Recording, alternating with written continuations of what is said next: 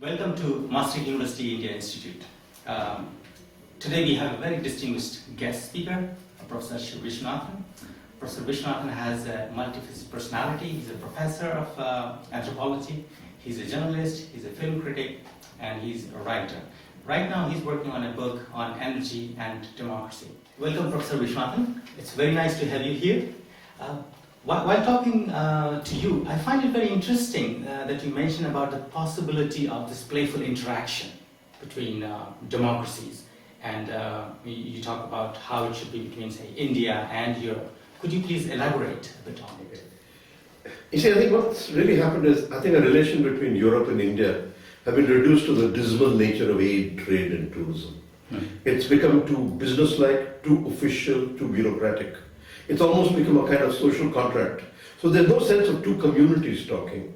And I think by allowing play to enter into it, you tend to have interactions which go beyond the official, which do not terminate at the moment of contact, but most of all, it allows for the possibility of a certain kind of playfulness. I think play is crucial to the encounter of India and Europe. And for me, play is a superior form of seriousness. It's superior to the seriousness of business. I think what it does, it becomes an exercise in discovery, it becomes an exercise in innovation, and it in fact allows for thought experiments. So in this sense, for me, I think the ideal person who played with Europe in that sense was Mahatma Gandhi. Okay. A man who could say, when asked, what do you think of Western civilization? And he says, it would be a good idea.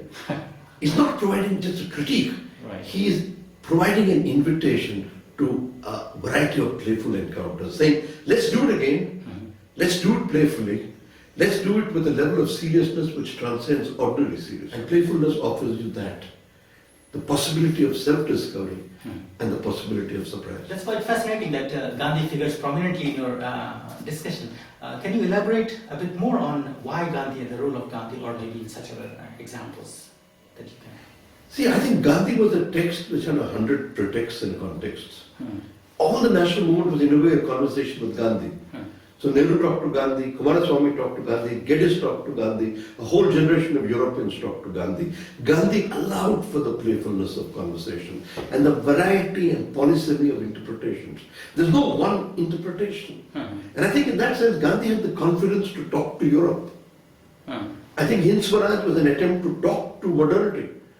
In fact, Hind Swaraj, his greatest, one of the earliest texts that he wrote, was an attempt to rescue the British from the modernity.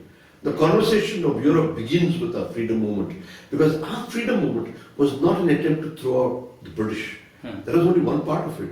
It was an attempt to rescue the British from their own violence. That's cultural confidence. And I think if you look at it very closely, hundreds of experiments that took place within the freedom movement, the national movement, the Theosophist encounter, the Vitalist encounters, the fact that painters like Rorik go to India to create a different idea of painting in color, I think are examples of the fact that there are new playful encounters possible, and they're present. Gandhi represents the cultural confidence. Gandhi also represents the idea that everything from satyagraha to walking becomes a cultural conference and conversation of civilizations. In that sense, I think for me, Gandhi is an ethical clown. And what I proposed was an encounter between Gandhi and the Dutch historian Johan Huizinga. Huizinga wrote a book on play. And in fact, he got some of the ideas of play while doing his early thesis on the clown in Indian drama. So at one level, you have the ethical clown in Gandhi, and you have the aesthetic clown in Huizinga.